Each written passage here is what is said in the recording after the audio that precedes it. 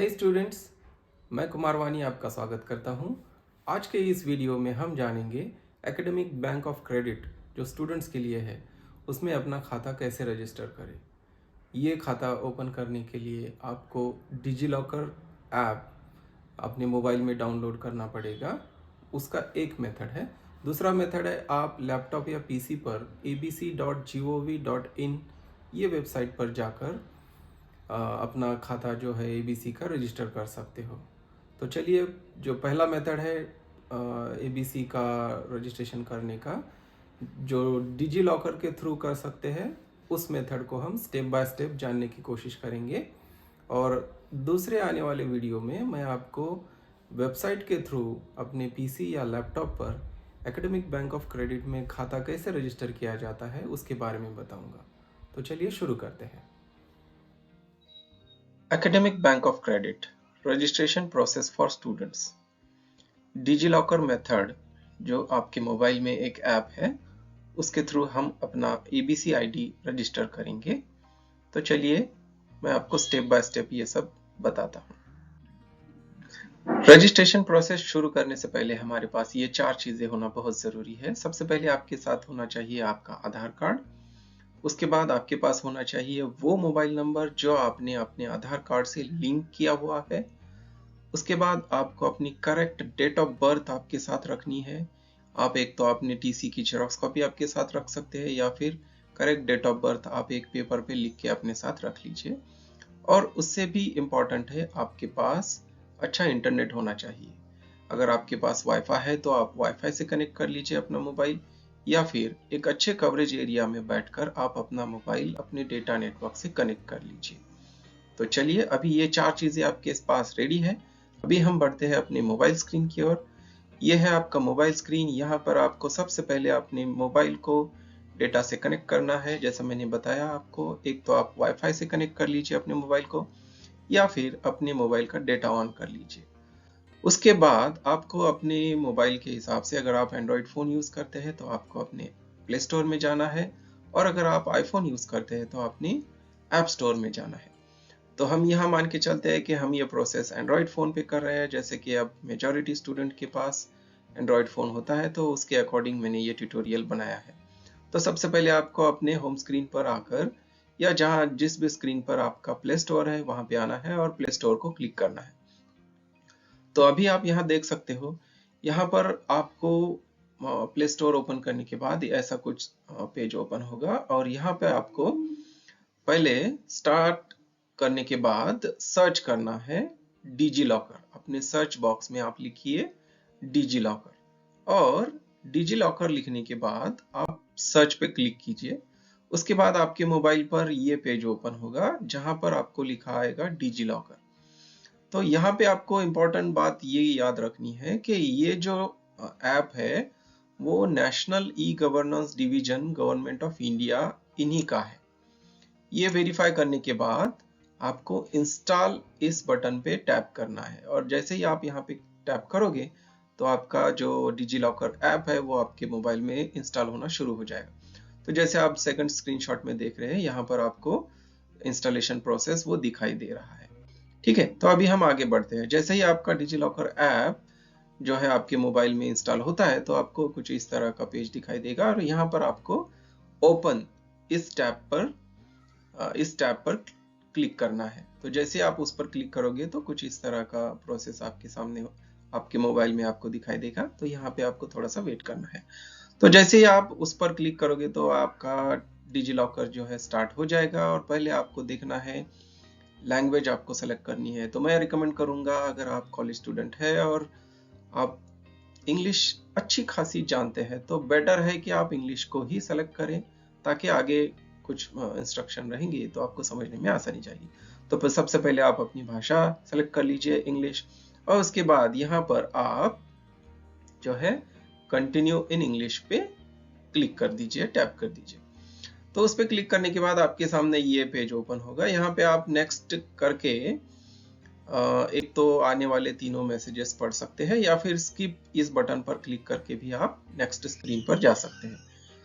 तो अभी आप रेडी है आपके मोबाइल का जो डिजी लॉकर ऐप है उसको यूज करने के लिए। तो यहाँ पे गेट स्टार्टेड पे आप क्लिक कीजिए और अभी मैं मान के चल रहा हूँ कि आप पहली बार डिजी लॉकर ऐप जो है इंस्टॉल कर रहे हैं और उसके बाद अभी आप फर्स्ट टाइम इसको यूज कर रहे हैं।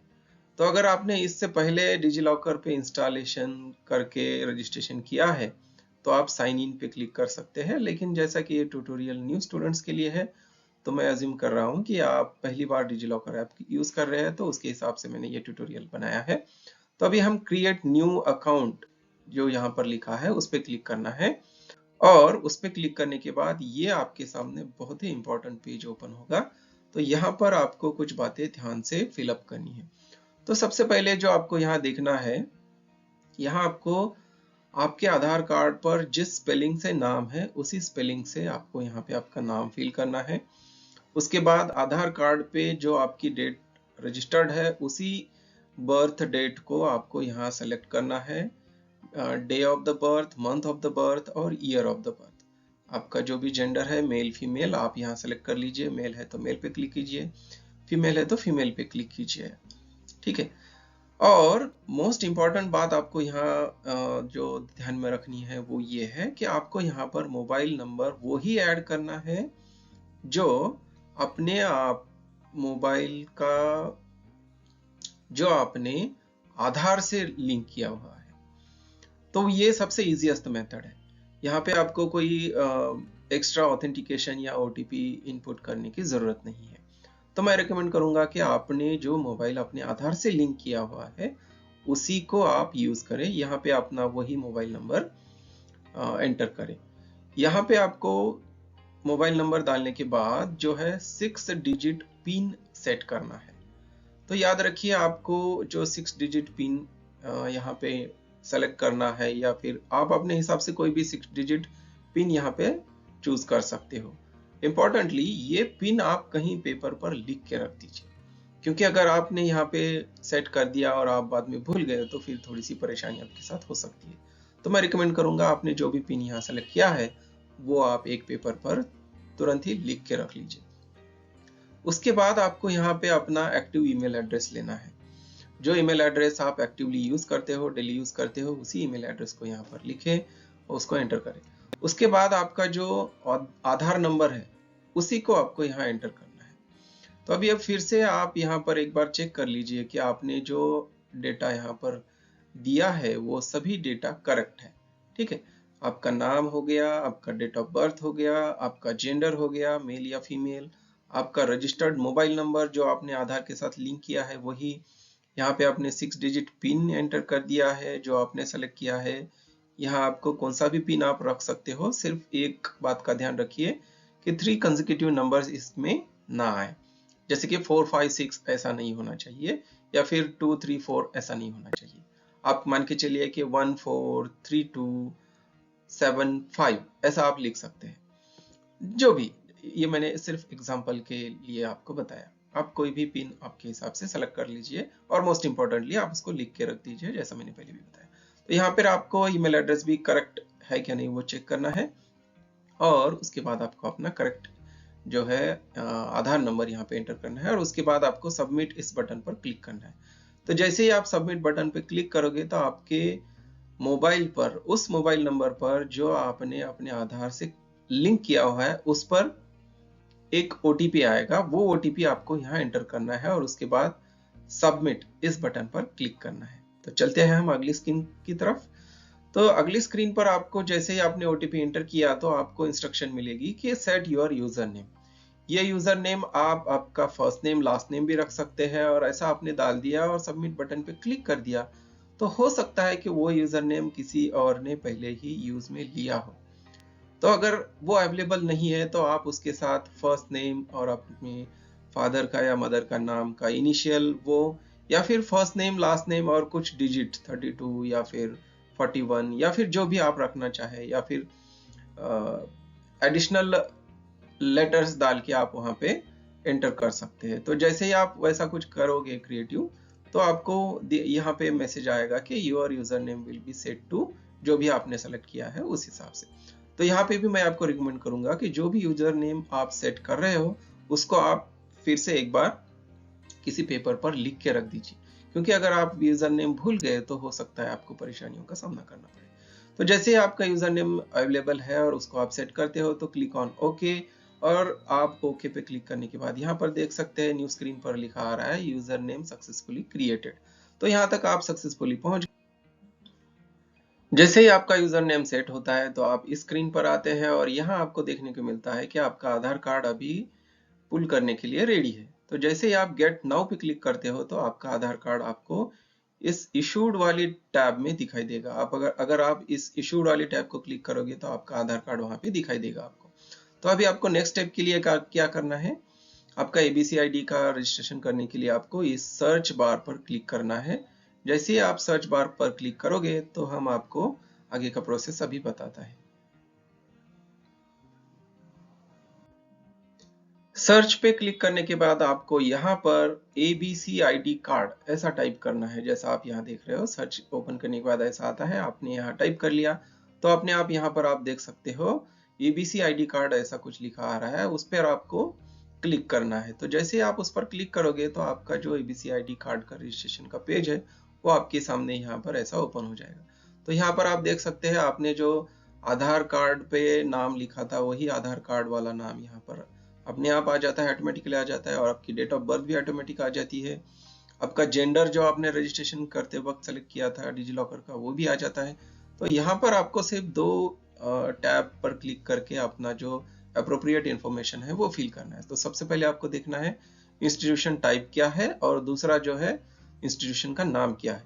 तो आपका जो इंस्टीट्यूशन टाइप है वो उस पर क्लिक करने के बाद आपको यूनिवर्सिटी इस पर सेलेक्ट करना है, और जो इंस्टीट्यूशन का नाम है तो जो यूनिवर्सिटी में आप है उस यूनिवर्सिटी का नाम भी आपको सेलेक्ट करना है। तो चलते हैं हम। तो जैसे ही आप सेलेक्ट इंस्टीट्यूशन टाइप पे क्लिक करते हो तो कुछ ये ऐसे ऑप्शंस आपके सामने आएंगे। आपको यहाँ पर यूनिवर्सिटी ये सेलेक्ट करना है, उसको सेलेक्ट करने के बाद आपको नीचे सेलेक्ट करना है इंस्टीट्यूशन नेम। आपको इंस्टीट्यूशन नेम पे क्लिक करने के बाद आप जिस यूनिवर्सिटी के एफिलिएटेड कॉलेज में पढ़ रहे हो या फिर आपका कॉलेज जिस यूनिवर्सिटी से एफिलिएटेड है उस यूनिवर्सिटी का नाम आपको यहाँ पे सेलेक्ट करना है। तो इस केस में हम देख रहे हैं कि मैं सेलेक्ट कर रहा हूँ स्वामी रामानंद तीर्थ मराठवाड़ा यूनिवर्सिटी नांदेड़। तो जैसे ही आप उसको सेलेक्ट करोगे तो कुछ इस तरह का जो तीसरा स्क्रीनशॉट है, कुछ इस तरह का पेज आपके सामने रेडी है। आपको यहाँ पर अपनी कंसेंट देनी है। जनरली ये टिक करा हुआ ही आता है, और अगर नहीं है तो आपको इस पर कंसेंट को टिक करना है। तो जैसे ही ये सब रेडी होता है तो फिर से एक बार देख लीजिए कि आपका जो नाम है वो आधार कार्ड के अकॉर्डिंग है, वो ऑटोमेटिक आ जाता है, डेट ऑफ बर्थ ऑटोमेटिक आ जाती है, आपका जेंडर ऑटोमेटिक आ जाता है। यहाँ पर आपको इंस्टीट्यूशन टाइप जो है यूनिवर्सिटी सेलेक्ट करना है, और जो आपका यूनिवर्सिटी का नाम है वो आपको सेलेक्ट करना है। इस केस में मैंने स्वामी रामानंद तीर्थ मराठवाड़ा यूनिवर्सिटी नांदेड़ ये नाम सेलेक्ट किया है। और जैसा ही ये सारा डेटा रेडी होता है तो मैं गेट डॉक्यूमेंट पे क्लिक करता हूँ। तो जैसे ही मैं गेट डॉक्यूमेंट पे क्लिक करता हूँ तो आप देख पा रहे हैं ये पहले वाले स्क्रीनशॉट में कि आपका जो एबीसी आईडी कार्ड है वो अभी आपके डिजी लॉकर में रेडी है। तो उस पर आप क्लिक कीजिए आपको उसको देखने के लिए। तो जैसे ही आप उस पर क्लिक करोगे तो यहाँ पर देखिए आपका एबीसी का आईडी जनरेट हो गया है। कॉन्ग्रेचुलेशंस, आपने सारी स्टेप्स अच्छी तरह से कंप्लीट की, इसलिए आपका आईडी कार्ड जो है जनरेट हो गया है। और आप यहाँ पर चेक कर लीजिए कि आपने जो नाम एंटर किया था एज पर आधार कार्ड वही आपका नाम एबीसी का जो आईडी है उस पर आया है। तो इस तरह से एकेडमिक बैंक ऑफ क्रेडिट का जो आईडी कार्ड है वो आपका डिजी लॉकर में कुछ ही स्टेप्स में इजीली क्रिएट हो सकता है। और ये आप ओपन करने के बाद यहाँ पर शेयर बटन पर क्लिक करके ये आप बाय व्हाट्सएप और बाय ईमेल अपने दोस्तों के साथ, अपने कॉलेज के साथ, अपनी यूनिवर्सिटी के साथ शेयर कर सकते हैं, और आप इसको ईमेल पर भेजकर वहां से आप इसकी प्रिंट भी ले सकते हो। तो मैं रिकमेंड करूंगा कि एबीसी आईडी कार्ड का एक आप प्रिंट बनाओ और उस प्रिंट को आप लेमिनेशन करके अपने पास रखो, क्योंकि इस साल के बाद आज के बाद आपका एबीसी आईडी कार्ड जो है बहुत ही इंपॉर्टेंट डॉक्यूमेंट बनने वाला है। तो आप इसकी एक कलर कॉपी निकालिए या फिर ब्लैक एंड व्हाइट कॉपी निकालिए, आपको जैसा भी फिजिबल है पॉसिबल है, और इसको एक आप जो है इसकी लेमिनेशन कॉपी बना के रखिए, और उसके कुछ जेरोक्स भी बना के रखिए जो आपको हमेशा काम में आने वाले हैं। तो ठीक है, अगर आपको इसके रिलेटेड कोई क्वेश्चंस है या फिर कोई डाउट है तो आप मुझे इस ईमेल एड्रेस पर लिख सकते हैं, और ये वीडियो जो है आप अपने फ्रेंड्स के साथ, अपने कलीग्स के साथ शेयर कीजिए। आपने जो रजिस्ट्रेशन प्रोसेस सीखा वो अपने फ्रेंड्स को हेल्प कीजिए, और अपनी जो DG ID card, ABC ID card का डिजी लॉकर से डाउनलोड कर जो प्रिंट किया है वो अपने ऑफिस में सबमिट कीजिए। तो आशा करता हूँ आपको ये ट्यूटोरियल अच्छी तरह से समझ में आया होगा। आपकी जो अगर कोई क्वेरीज है तो आप कमेंट सेक्शन में लिख सकते हैं। हो सके उतना मैं आपकी क्वेरी को आंसर करने की कोशिश करूंगा, और जो भी मेरे सब्सक्राइबर स्टूडेंट्स हैं उन सबको मैं रिप्लाई करने की कोशिश करूंगा। Thank you. मिलते हैं एक अच्छी सी नई वीडियो के साथ।